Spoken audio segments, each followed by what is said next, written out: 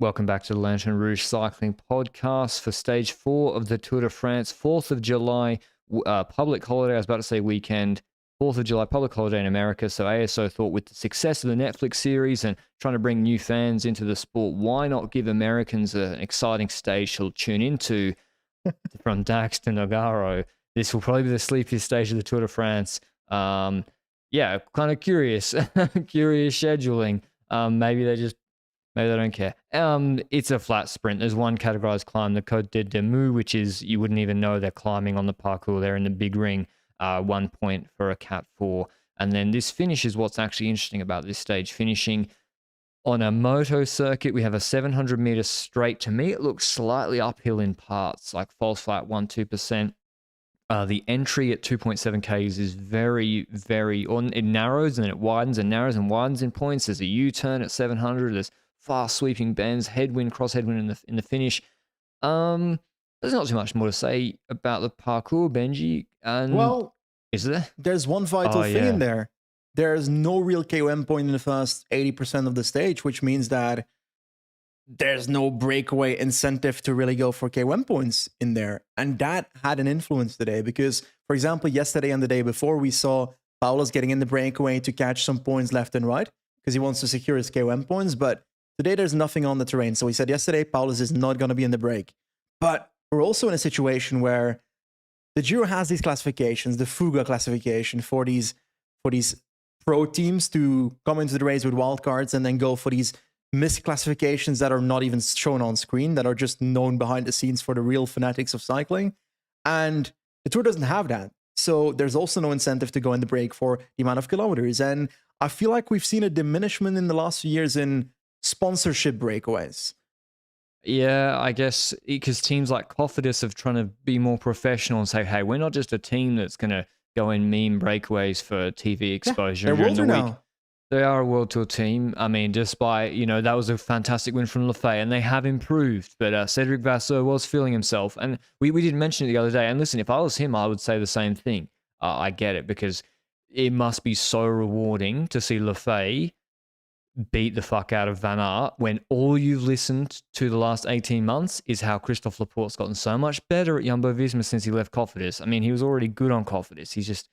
It's easy to win races when your main competitor lets you win, Gen Wevelgem, I would say.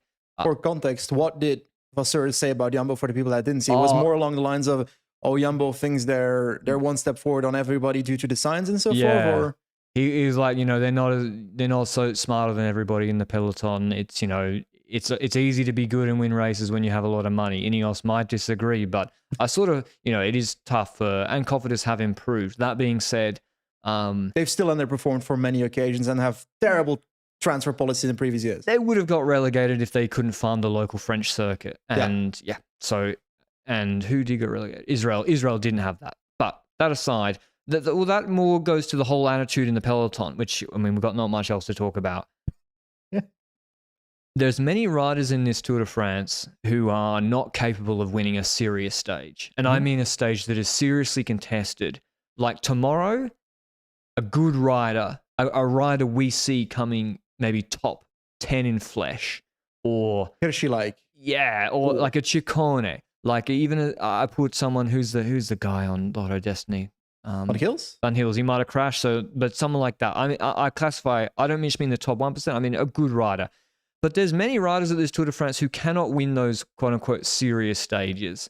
And in fact, we got a name and shame, my friend. Come on, bring up a name. Anthony Perez. To go to Cofidis. Right. Anthony Perez cannot win tomorrow, and I can't think of many stages he could win.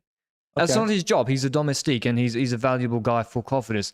But I'm thinking of Campo Imperatore in the Giro, and obviously that finishes on a climb, but Vacek is not winning any other stage in that Giro. And in fact, we've seen on a pure sprint stage, and it's a UAE Tour when there's been 3 sprints, but we saw a Vacek win that sprint stage in UAE when the peloton just got it wrong. Like the Dowsett breakaway, for example, in the Giro. No offense to Dowsett and so forth, but that's a breakaway that is less contested, where the peloton just said, fuck it, break wins. And it's a breakaway of riders that aren't necessarily the ones you push forward as the breakaway competitors in a Giro. Yeah, because if you're someone like Dowsett, you don't have a great sprint. You've got a decent engine. it's actually from a strong break to win, you need to either outclimb somebody or outsprint them, or just go away Van Baarle style if you've got a huge engine. So anyway, this is a long way of saying I think a lot of teams vastly, first of all, biggest learning from yesterday is Alpecin has the best lead out.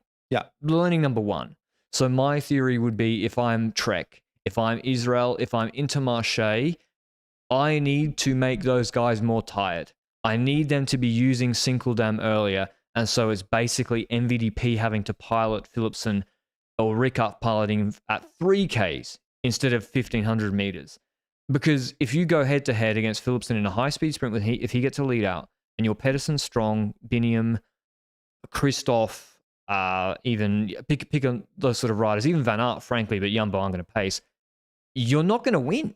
And I think these teams are vastly overestimating their win probability for their good, but not the best sprinter. And they're actually underestimating Philipsen. I don't think we're guilty of that, but to me, he gets a good lead out. Like, the only people I can think of beating him is Jakobsen and Groenewegen if they, miraculously have been put into good position that day.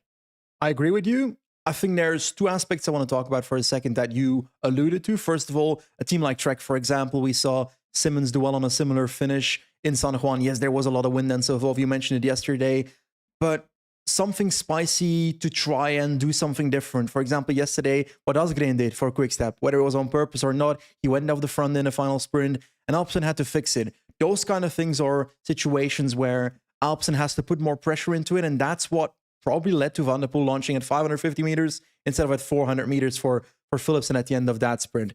But I do feel like Alpecin is more vulnerable, less vulnerable to having their team weakened by their strategy in the sprints. They've got that Bohr-like strategy where they come up last minute with two riders in support of Philipsen. And we saw yesterday that they weren't in major numbers either. No. They came up last minute with Rickard and Van der Poel. And as long as they have Rickard and Van der Poel left, I think they're fine. And the benefit that they have is the rest of their team, they can just put into rotation to chase on anybody they want because their team is so set on Philipsen.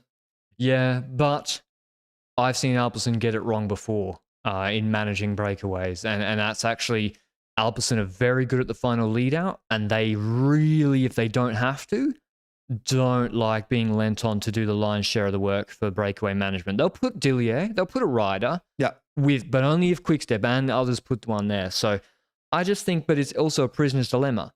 So I'm now a DS of Trek, or I'm a congrats. Yeah, congratulations to me.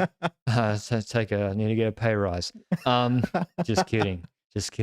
I'm a DS of Bahrain. I thought Bauhaus was very good yesterday. I think it's optimal that Fred Wright goes in that breakaway with 6 other Fred Wrights from the various teams who aren't Alpecin. Yeah. And we're going to make Alpecin fucking work all day. The problem is no one else is going to think like that. So I get Fred Wright to attack out of neutral. He goes on his own, and now we look completely stupid. Yeah. And so that's why it's this dilemma of, well, I think this way, no one else does. So you need to talk to some people and be like, okay, Philip. I think it might happen now where they're like, actually, Philipsen's pretty fucking good. But anyway. We'll get to the stage. What actually happened during this? I was running, Benji. So, no breakaway. We usually talk about the breakaway, but you just said it. There was no initial breakaway. And the reasoning before that, I just said earlier, there's no incentive for a breakaway to form that early. We went through that discussion. So we've got no breakaway, which also means that the tempo is so slow and the stage finishes so much later, which is really sad.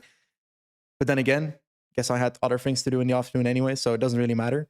So we go through the stage. We've got an intermediate sprint now for full points. We get a lead out by Alpecin. Again, best lead out at the intermediate sprint. We see Rickard and Van der Poel, then Philipsen. So they use their full lead out this time around for the intermediate sprint, which is something we haven't seen every single intermediate sprint so far. But the man's clearly after green, and he's clearly pretty fucking good at getting that green jersey at the moment, considering all the points he got today. Because 20 at the intermediate sprint, and perhaps might have a good sprint at the end.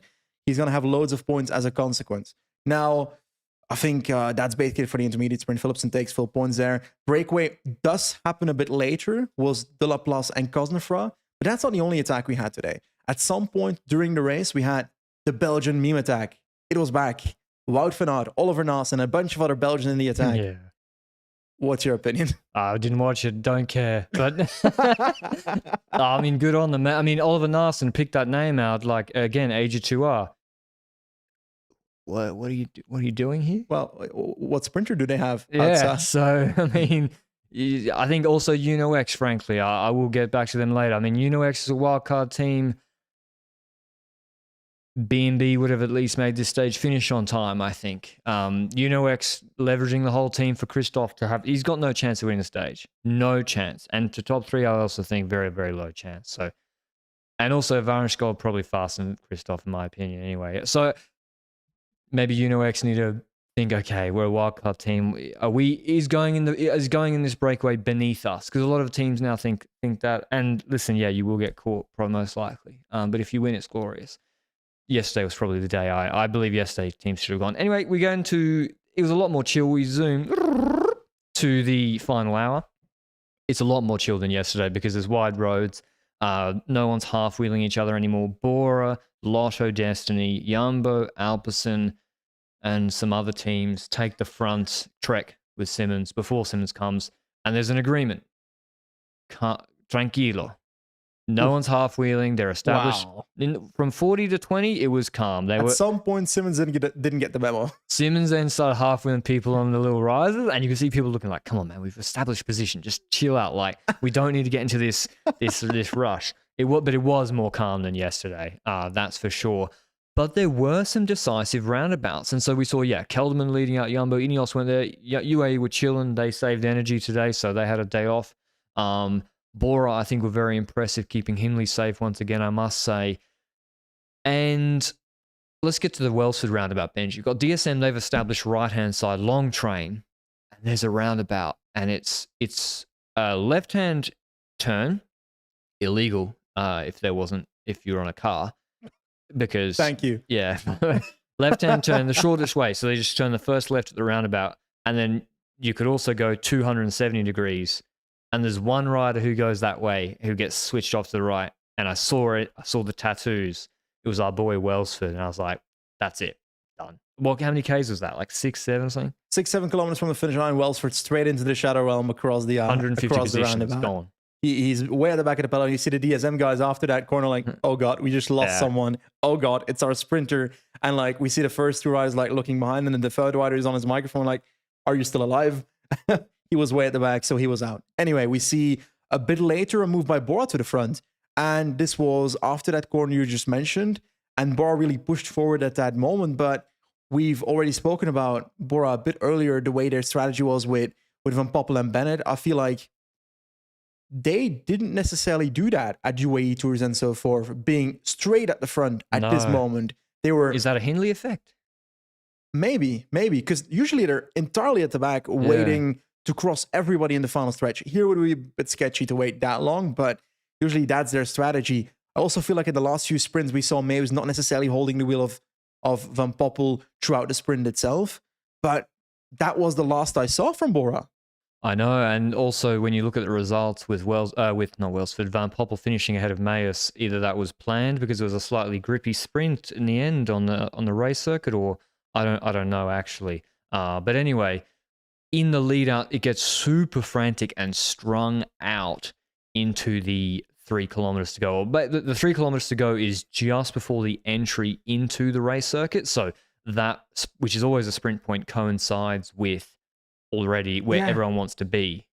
Does that have a consequence for the way Jumbo behaved? Because I feel like Jumbo went way further than the 3 kilometer mark into that narrow section onto the motorcycle course, whatever you call it. Yeah. Moto course, moto racing circuit. Whatever it is. Is this for motorbikes? Well, this was... So, Jumbo, Van Hooydonk had been actually box deep. Wout van Aert, actually, he struggled with position the whole run-in. Yeah. He basically was a non-factor in this sprint. Laporte was in much better position. And, Jumbo get to the front with Van Hooydonk, Benoit, Van Baarle. Van Hooydonk's the last man for them. And, they actually are in perfect position in terms of keeping Vingegaard safe, because you basically have him second wheel with one rider strung up in front of him through the 3Ks. And as you said, then Mohoric comes on to extend the lead out because Bauhaus is in good position. Yeah. And Vingegaard with 2.5 to go. Yeah. Tacks onto Mohoric wheel. And I'm like, bruh, please, come on. This is, we've seen this before. Do not fall. It's less than 3Ks to go. You don't. there's one man who's going to take big risks through these corners. But Vingegaard is like white line fever a little bit. He's super. I know he was rubbing shoulders, but anyway, it was safe, didn't matter.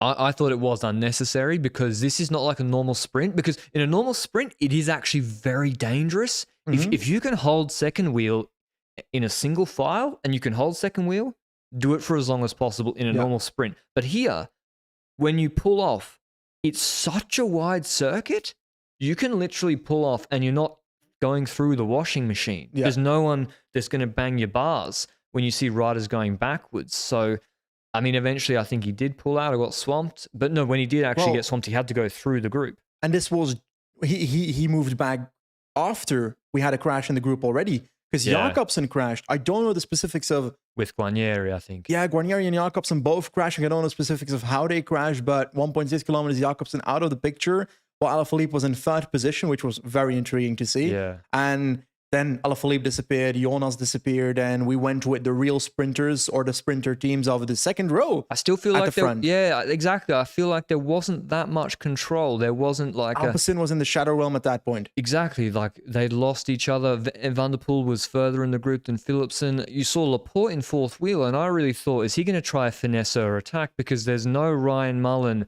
coming up at 1.2 or Asgren at 1.2, 1.3 or Ballerini or even Rickard, frankly, to really lock this down and increase the speed. It was Cofidis hoping to maintain front position and Uno-X just behind them. And Laporte was kind of surfing fourth wheel. Now, I don't know if he was waiting for Van Aert or whether because at that point, Laporte should have been going for his own race. Van Aert was so deep. Now, obviously, you're not exactly talking to each other on the radio with okay left, but I feel like Laporte had an opportunity there, didn't go for it. And we see everyone lined up. We get into the finishing straight, 700 meters to go, and Cofidis on the front, and then Van der Poel finds space. He's got Philipsen finally on his wheel. Cavendish is in okay position, Groenewegen okay, and Van der Poel moves Binny out of the way, who's to his left, and basically does a monster lead out up the slope. Everyone tries to... Ewan is the best rider to get onto Philipsen's wheel. Some guys tried to get on Philipsen's wheel, but the speed differential was so high they literally just went past them, like Groenewegen and others, and Laporte, who didn't even contest. And Philipsen, he's going up the drag. Ewan in his wheel. Ewan comes out of his wheel. I'm thinking, Caleb Ewan, it's peak Ewan, but Philipsen wins. Hey, have you not learned about Caleb Ewan this year? Caleb Ewan always loses sprints by a very small margin. Yeah, but I think Ewan's level is good. Yeah. And I think Philipsen is just that good that he's now beating guys in his draft. Perfect lead up from Van der Poel for Philipsen. Philipsen wins again. It's not surprising, to be honest. They were the best yesterday, and Philipsen's the fastest. And when you have the best lead out and the fastest sprinter, you're probably going to win multiple stages. I think one of the other reasons is also that Van der Poel's lead out was later than yesterday. 550 meters last sprint stage, now 420, 425, if I recall, at the right top at that moment. So it's later, so that means that if we look back at the tape, Philipsen probably had a shorter sprint than the 11, 12 seconds I think I counted yesterday. I think today it was probably shorter than that. So that's also a benefit, because then you can have your acceleration and you're not in the wind as long as, for example, yesterday. So that's the thing there, but lots of shit is happening while Philipsen is there, because we didn't just have the Jakobsen crash, you had 2-3 crashes after that. And one of the crashes as they went round to the finishing straight. Yeah, an Astana rider, probably Kees Bol, who returned from the work of Cavendish or of trying to position Cavendish at least for the sprint. He was probably crashing because the bike flew in the air. So I'm gonna guess he was on the floor as well. Otherwise, pretty weird. But not the only crash. We saw Warnenschold, who did the lead out for Uno-X, who had a solid position in the last stretch. Well, he kind of does the thing that Remco did in his Giro crash. He was looking to the left. He moved even further, I think. Yeah, well, he did the same behavior as what I mean. Same thing, yeah. He looks to the left and moves to the right without being aware of what's coming on the right side. And on the right side, we've got Cofidis riders yodeling about. Zangler. So Axel Zangler. Yeah. I was going to say Alex. He's not unnamed. Do you know the racist man who just... I mean, this is... By the way, a word on Adam Hansen. I mean, has he lost access to his Twitter account since it's an ASO race? What's the meme of the dog? You know, the Billy Strong dog? It's like transition stage, stage 10 Tuesday transition stage. It's a bit rainy in the Giro. Adam Hansen's like strong dog. And then ASO with a dangerous parkour. He hasn't heard from him.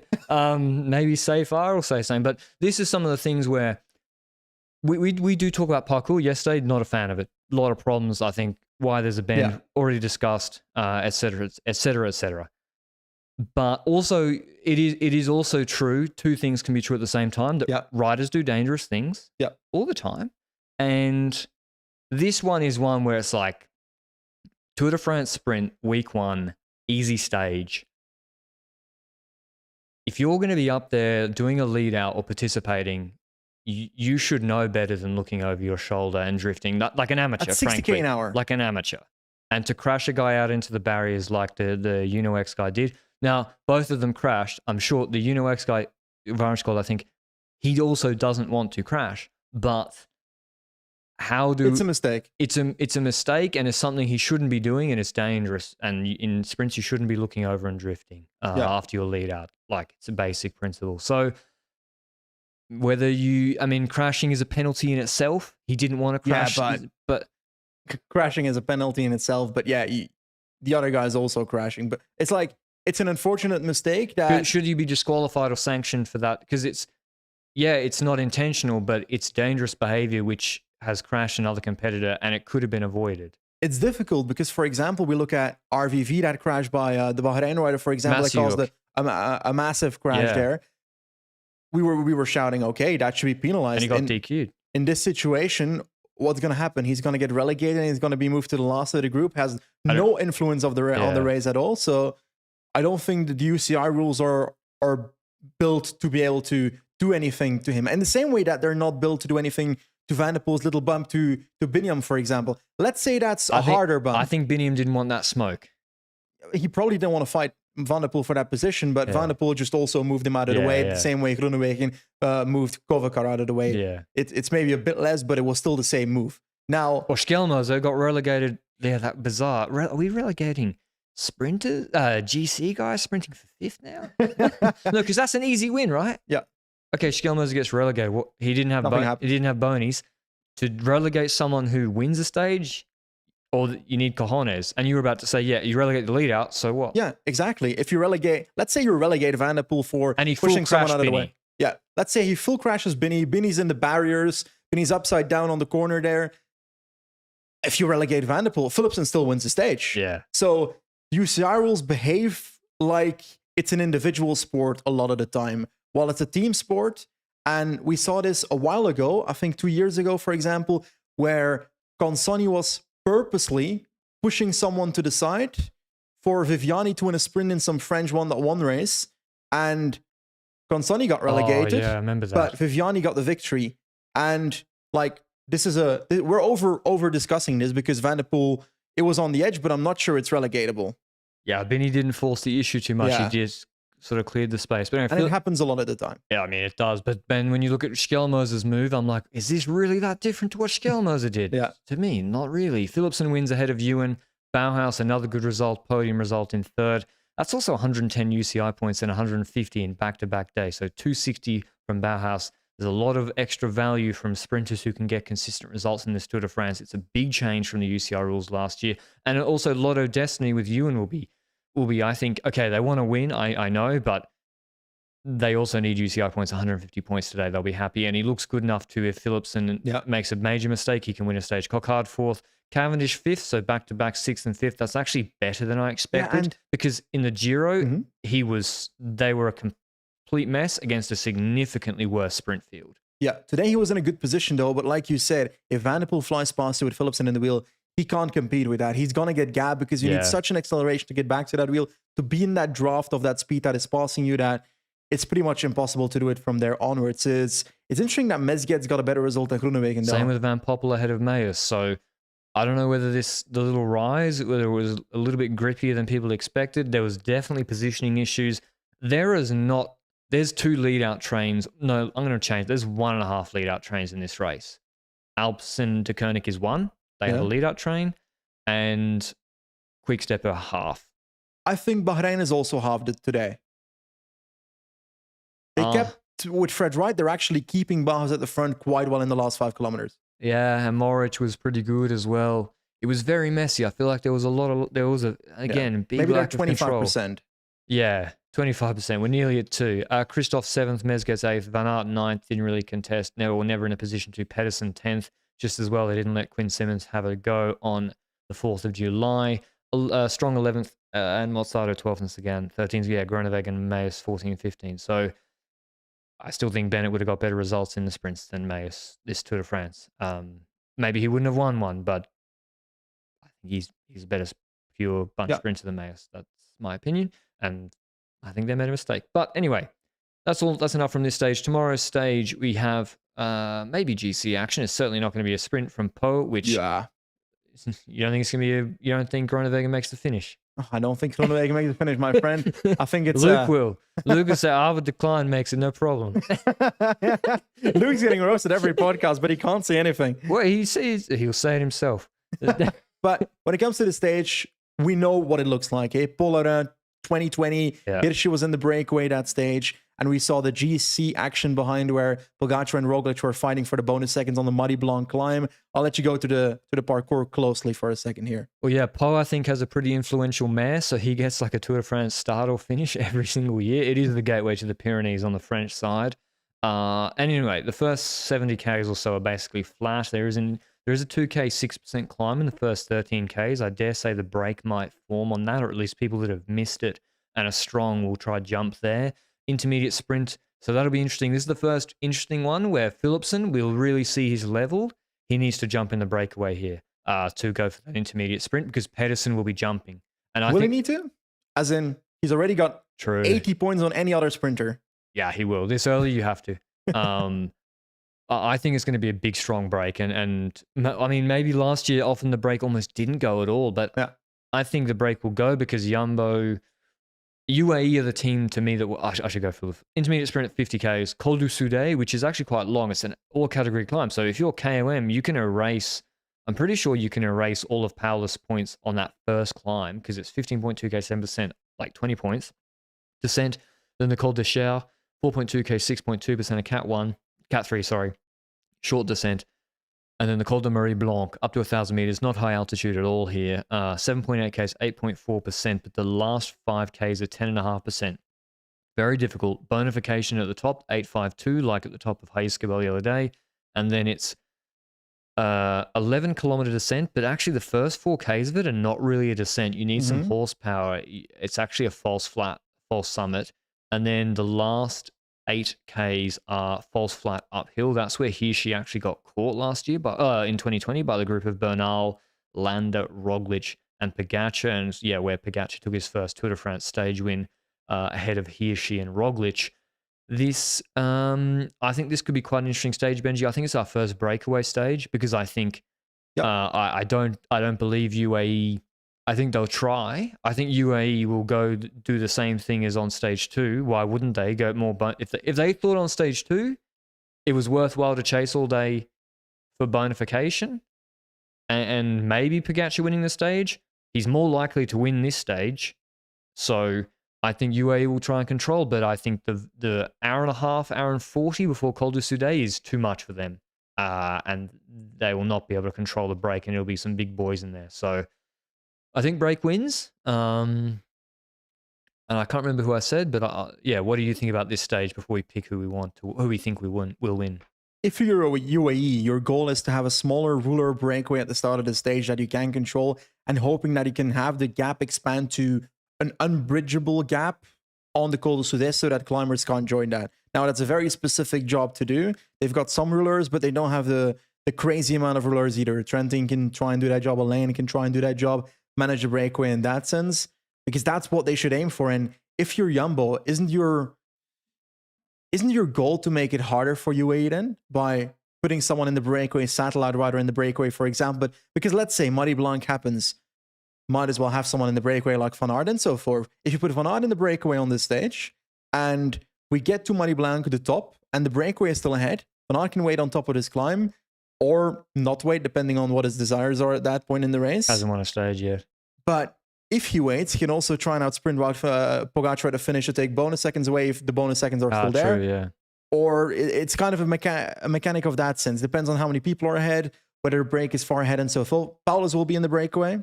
He's going to want For sure he will, K1 points. And Do you What think it'll stops cost him Paulus from winning the stage? that will cost him because you have to. He will be sprinting on Sude, and it depends the size of the break. You mentioned Ciccone, but Ciccone's on 40 seconds in No, GC. I was gonna. So it's really this. You see it all the time. Like Ciccone, why are you here? No, like they said he's not going for GC. Yeah. This is such a good stage for Ciccone. Like he could kill 99% of riders in this breakaway. Now maybe he has decided, I feel good, I will go for GC. But if you look at, I think Jayco will be in the break 100%. Craddock will be in the break. I bet you, and Yul Jensen. I think Harper actually is their best chance to win from the break, but he probably will be on Simon Yates duties. And you look at Lafay, Benji.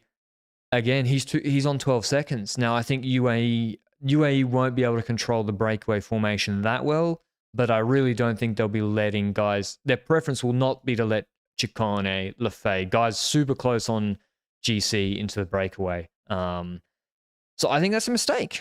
If you want to go for the stage, I think you should, be on more time. Like Haig's on 4:20. Why not be on 10? Yep. If you want to win from the break.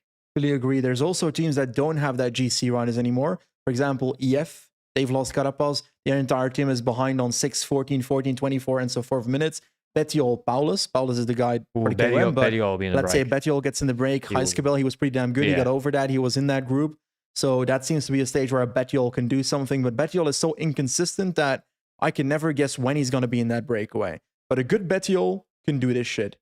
Courts, I'm not certain. I think this is too hard. Now, a Chavez, for example, could be in that breakaway, but I got a feeling that Bettiol and Paulus might be a better combination. Tug Buddy plus very versatile. Chavez not getting in the break on a flat start. Yeah, exactly. And if he does, Jungels will be in there and then put him on the side like he did 4 years ago, whatever that was. Was that a Gita? Was it a Gita? Yeah. Fuck. It's the kid. That's the kid. I think Jungels should be in this breakaway with Patrick Conrad. Always goes for a break like this. So Bora also like to go for the breakaways. I don't know how Maxim Van Hils feels. He's someone you would also put down for Lotto Destiny if he's okay. Matteo Jorgensen's now on 21 minutes. If he's in any sort of shape, he must be in the breakaway. This is a perfect stage for him to win. So I think there's so many riders, so many, and strong ones that I just read out. Like, these are strong riders. Robin Strong, no. No. Well, speaking of Israel, Woods. Too close in GC, no? Yeah, he's exactly like Dylan Turns is on 43 seconds, so he can't get in the break. So maybe it'll be Schultz and Uhl from them. They like to get 2 in the break, but I think this is going to be a breakaway of over 10 riders, and I think the break goes all the way. I think we fucked up not mentioning Alexei Lutsenko. He's looked bad. Well, he also had a bike issue at some point last 2 days, but he looked bad. But then again, he's that guy that loses time on purpose and then arrives on the 5th or 6th stage of a Grand Tour to take a breakaway stage, though. You know who's another rider who could have done well here, but now he's too close. But maybe he's let in anyway because no one knows who he is. You know, Harold Tejada's just quietly only on 1 minute 40. Why is he there? Yeah. But like, he was climbing well in Swiss. He was randomly in groups of 7 in like G2. So Madouas, Johannesson? Mate, FDJ letting a rider in the breakaway. Well, they said they would. The fuck on. Alaphilippe needs to be in the breakaway. Yeah. Otherwise, why is he here? But don't you think this is why all these riders will... So I think break goes all the way. GC, what do you think happens? We've got action. Yeah? Like, the bonus seconds on top won't necessarily matter, but there's going to be action on Marie Blanc. Sorry, but... I think Adam Yates is gone. If gone out of the GC... I think UAE... You twisted your entire table. No. UAE agree with me that he is too good. And because of that... I'm flipping it on you. Pogacar's so scared of Adam Yates that they're going to make him lose time tomorrow by doing a lead out. It's like on Heiskebel. Yeah. I truly believe it's not because Pog's better. If UAE is trying to gain time on the first 2 stages, yes, bonus seconds are involved, but are trying to do stuff there, then they're going to try and do shit on this stage anyway. Yeah. So I believe UAE is going to go full offensive again on that climb. And I'm intrigued because Marie Blanc is not the same as Heiskebel, is not the same as Col de Piquet. It's harder, it's steeper. It's that fake news climb that... Was it the first fake news climb we covered? Yeah, maybe, because the tour that year was before the Giro and the Vuelta. Yeah. So it might have been. Why is it a fake news climb? Because the first 3-4Ks are basically 3-4%, and then the last is really steep. And in 2020, Poggy basically slapped it from the base. Yeah. From memory, he went really hard from the base, and then Roglic nearly chopped him in the sprints at the top. Bernal was quite strong there. I think we're going to have a group of Simon Yates, Tadej Pogacar, and Jonas Vingegaard over the top, and maybe Hindley. And whether they work together very much depends on whether the stage is still on offer, whether who's behind. Yeah. I think they will work like 2020. I think they'll work even if the stage is gone. Because why wouldn't Jonas work if Pogacar's willing to pull and Adam Yates is behind? Bonus seconds are gone anyway, so it's not like Pogacar can gain time unless he attacks away from you. Just pull, right? Yep.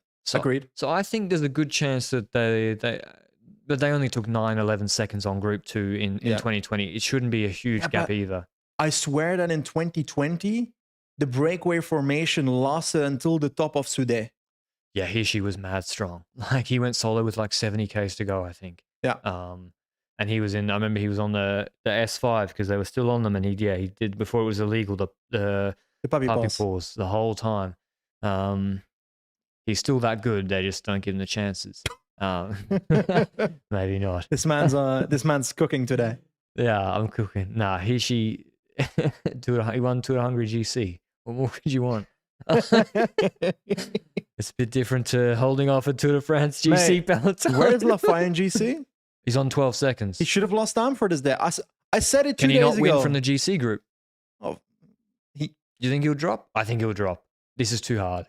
If you're gapped on the Haisgebel, I'm sorry, the Haisgebel is 3.7 Ks, 7%, and he was gapped, and he had to come back. He's going to get proper gapped on this. Sir, Victor Lafay is the new resurrection of Andy Schleck, my friend. No.